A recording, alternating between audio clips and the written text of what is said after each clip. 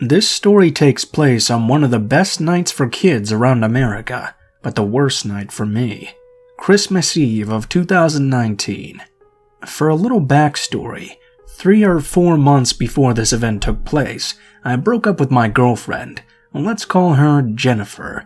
The event that caused me to break up with her was that I found out that she'd stolen over $900 from me. I caught her, and all she had to say before she left is, "This isn't over." Fast forward 3 months to Christmas Eve. Since we live in Texas and have a house in the hill country, every year on Christmas my family usually goes there to celebrate. This year, however, I couldn't make it because I had to work. I was turning 17 years old this year, and had just gotten a job at my local supermarket, so I had to work all of Christmas Day. I didn't have too much of a problem with being home alone, though. On Christmas Eve, it was getting late, probably 11 o'clock or so. I decided to take a shower and go to bed, as I needed to get up pretty early for work the next day. As I started taking the shower, though, I heard a strange noise coming from the garage. Sort of like a metallic banging. I thought it was coming from the heater at first, because I put the water as hot as it would go. I continued to take my shower. When I finished, I went to go and get in bed, but as I did, I heard the noise again. Although this time, it was on the other side of the yard now. I was confused because I didn't think there was anything over there. I went to look out the window and see what was going on. I looked out and didn't see anything but my backyard, completely empty. I completely disregarded the sound now, because my backyard was flat and empty and had nowhere for someone to hide. Now it's hard to explain, but my window is fairly large, and it has this blind spot just to the left, where there's a corner where someone could hide if they wanted to. I was too tired and thinking about work the next day though, so I didn't think about that in the moment. As I walked off, I heard a bang, but this time on the window of my house. As I looked out the window, I saw a figure of a person dressed in all black standing there. It made me jump. However, I wasn't too scared, as I'm a fairly large person and was a high school football player. This all changed when he reached into his pocket for what I assumed was a gun. I ran away from the window towards my parents' room to retrieve my dad's shotgun. I knew he kept it in a safe and had the key hidden under his pillow. As I was running to retrieve this, I dialed 911 as well. As soon as the dispatcher answered, I heard the horrific sounds of glass shattering. I made it to my parents' room and shut the door quietly as I could. I whispered into the phone what was happening to the dispatcher.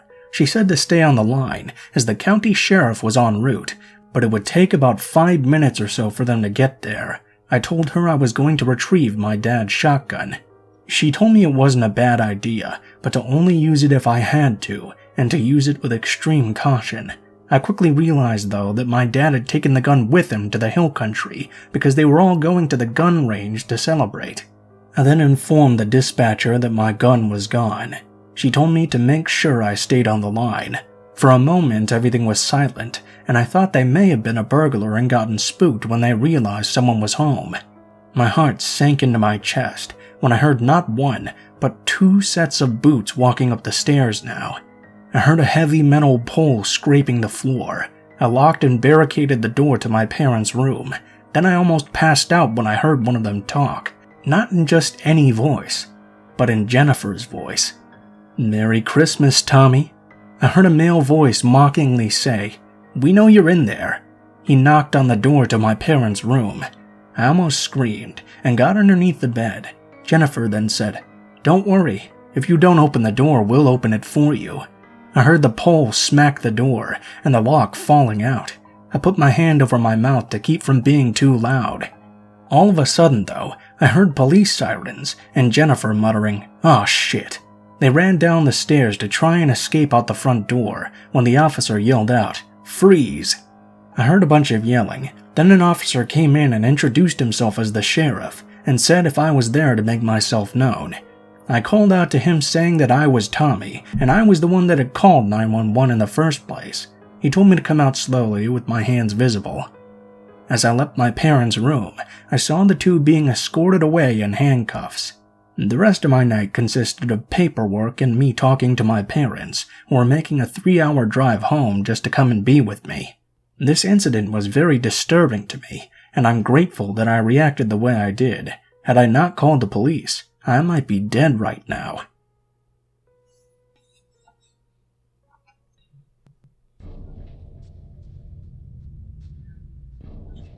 This happened when I was 14 and a freshman in high school. My high school was in a coastal resort town that had a small population of year-round locals. This happened in December, so not too many people were around. Anyway, it was the night of our school's winter choir concert, and my friend Emma and I were going to watch our other 2 friends perform. We arrived a few songs into the show, and to our surprise, there were literally no seats left in our auditorium, and people were standing trying to watch. For whatever unknown reason at the time, I suggested that we walk down the street and grab some tacos at a nearby Mexican restaurant, then come back and see if any seats were left. I don't know why I said this. I thought for some reason that less people would be there after we came back. Also, choir concerts were pretty boring and I was very hungry. With the 2 of us being 14, we couldn't drive yet, but this didn't matter much as the town where our high school was is very pedestrian friendly and the Mexican restaurant was only about a block away from the school. The town was also a dry town, so it was known for being a very safe place. In other words, 2 skinny 14-year-old girls had no reason to fear walking just a block in the dark for some tacos. Emma and I walked to the Mexican restaurant, only to find that it was already closed. "Now what do we do?" Emma asked me. I decided that we still had plenty of time to kill, so we could walk a few more blocks to the downtown area, where there were some other good food options. Emma groaned at the idea of walking that far, but she agreed to do so in the name of food. In the winter, this town was pretty much a ghost town, with not a soul on the streets besides us, until we made it to downtown, where we saw maybe 1 or 2 people out and about. We walked to a bagel shop of our choice and enjoyed their food. It was then time to venture back to the choir concert. When we made it to the end of the well-lit downtown area, we were about to turn the corner to head in the direction of the school, when a car suddenly pulled up next to us. The car rolled down all its windows, and I could see it was full of young men, probably in their early 20s. I couldn't really make out their faces very well, but then again, for what reason would I need to? Until they started yelling out of the windows at us. "Hey ladies, where are you heading? You want a ride?" Emma looked at me for what to do. Normally when I get catcalled, my instinct is to just pretend I don't even hear it and walk away. So I simply ignored them and didn't even look their way. That was a mistake. They got angry. "Bitch, I know you fucking heard me talking to you.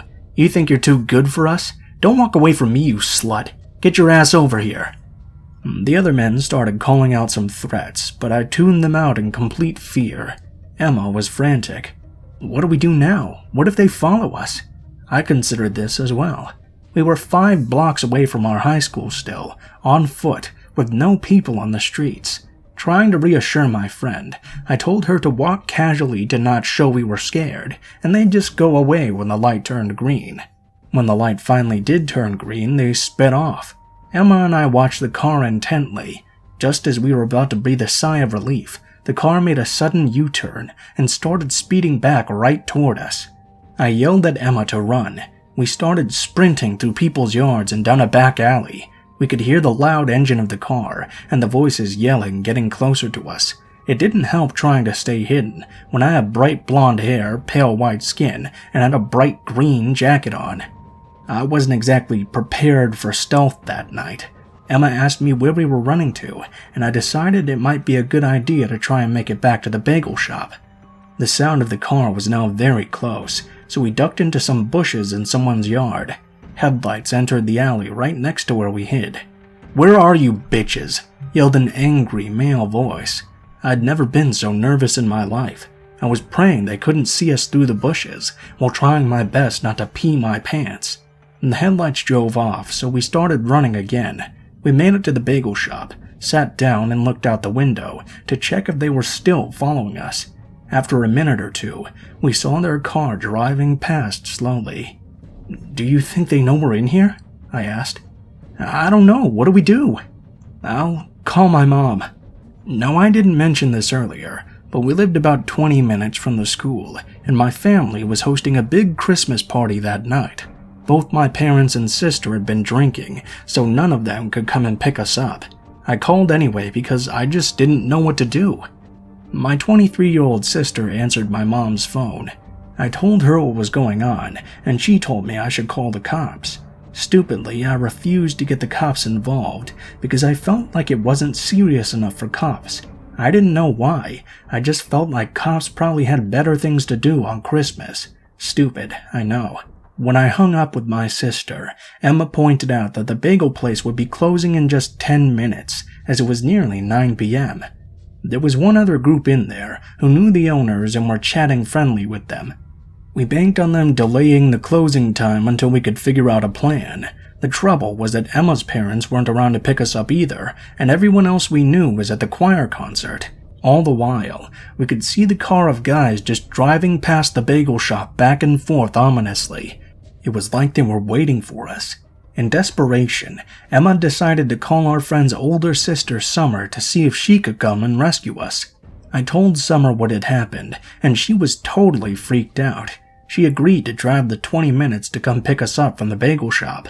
I decided that they might try to close while we waited for Summer to arrive, so I would try and tell the owners of our situation. Luckily, though, they ended up just chatting with the other table long enough for Summer to arrive before it even became an issue. As soon as we saw her car, we bolted for it, and she drove us back to the high school, where the choir concert had just ended. After the concert, there was a little reception in the cafeteria, where we found our friends and told them what had happened. They were supremely confused, as stuff like this basically never happened in this town. We thanked Summer profusely, as without her help, I have no idea what would have happened to us.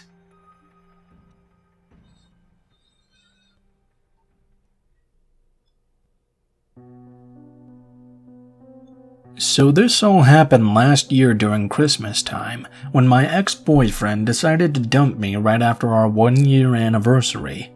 As any young girl would be, I was heartbroken and I wanted a shoulder to lean on. That's when I decided to create a Meet Me account, which is kind of like Tinder. I uploaded a few pictures of myself and put in my bio about how I was sad and needed a friend or some other bullshit like that. What can I say? I was emotionally desperate at the time. Not long after making the account, I of course received a few messages that I didn't even bother looking at. As soon as I was going to close out, a new message popped up. I looked at the picture and to my surprise, he was quite attractive. The message said something standard like, "Hey beautiful." I replied back with, "Hey, what's up?" We started talking more and more. Sure, he was cute, but I wasn't looking to immediately jump right into another relationship, and definitely not an online one. He was also 24, and I was 17 at the time. I just wanted a friend to vent to, and it seemed vice versa. After about a month or so, he would go very persistent about taking me out, to which I would always politely decline. That's when things started getting a bit weird. Whenever I would tell him no, he would try and make me feel bad, call me a bitch and an ungrateful cunt. I was completely shocked by this, and of course I got angry. I told him he was a prick, and to never contact me again. For a while, that's just what he did. Just when I thought he was completely done contacting me, the threats started to come. I was cleaning my kitchen one day when I got a notification from my phone saying I had one new message. It read, "How's it going, babe?" I was utterly confused. I just ignored it, assuming it was a wrong number. Then another message popped up on the screen. "Don't fucking ignore me, you fucking slut." Okay, now I was annoyed. I dumbly replied, "You have the wrong number, you idiot." "No, I have the right one." "Who the hell is this?" "It's Joe." "Oh, don't tell me you've forgotten me already." This guy again. "How the fuck did you get my number, you creep? When I said to never contact me, I meant it. Goodbye." "I'll see you soon." He even had the audacity to send a winky face. I should mention that I was home alone at the time because my parents were at a business dinner. He didn't even answer my question. Then it clicked. My dumbass had my phone number on my Facebook, but that still didn't explain how he found me in the first place, since I didn't use my real name on my Meet Me profile. Thinking he was just bluffing, I went back to cleaning and thought nothing of it. Around 9 that night, my parents informed me they would be staying at a hotel close to them because they had been drinking quite a lot and didn't want to drive under the influence. At this, I mentally cheered. I had the house all to myself. I basically just watched anime and went on my laptop while laying with my dog, which is a Dogo Argentino. I should mention that he's really protective and growls a lot when he hears any noises. I was still on my laptop when he started growling. Usually it's nothing, so I said to him, "Kaiser, stop it, behave." I petted his head to show that nothing was wrong. When Kaiser suddenly bolted from my lap to the door though, I got a little bit worried. Why would someone be here this late at night? My stomach turned, and I felt my heart sink. If something happened to me, I wouldn't be able to defend myself very well. I'm only 4'11" and weigh all of about 120 pounds. There's just no way. I looked through the blinds, and what I saw scared the absolute shit out of me. A chubby, middle-aged man was on the other side of my door, with the biggest grin on his face. Can I help you? Yeah, I just need a glass of water if you'd be so kind. My tire just popped, you see, and I'm outside changing it right now. I'm just really thirsty. Yeah, sure, okay. Being the gullible person I was back then, it didn't seem like a weird explanation or anything. Then my phone lit up with a message that still haunts me to this day. You're even more beautiful in person. Wait, what? Then it clicked. This was Joe. Jesus Christ, he had lied about the pictures. That wasn't him. He was a pedophile. He knew I was 17. I had no idea how old he was exactly. He even found out where I lived. But how? I guess the internet can be used for many things, both good and bad. I felt so stupid. So many things ran through my head, and I thought he was going to kill me. I felt so sick, I fought the urge to vomit. At a distance, I screamed out that I was going to call the cops if he didn't leave right now. I heard him just giggle in response and say, "Go ahead, call the cops." I went completely pale. I live by farms out in the middle of nowhere, and there's really nothing out here. It would take a long while for the police to get there. Hey look, it's not like I want to hurt you or anything. I just want a chance with you is all. You're so cute and you just get me. All that stuff we talked about was so personal. I feel like I've known you forever. At this point I started crying. I was so scared, and I thought how stupid it was to make that account, all because I had been seeking for someone to talk to. I regretted it all. Now look where it got me. At this point though, my dog lost his shit and started barking hysterically. He must have known something was wrong because of how I was acting. "Leave me alone, I'm calling the police. Why are you doing this?" There was a long pause. "Because I love you." This guy was seriously crazy. I took my phone and called 911 and told them the situation. They told me a car would be on its way. Joe must have heard me yelling into the phone my address and crying for help because I heard a car suddenly drive away. When I cautiously looked out the window again, he was gone.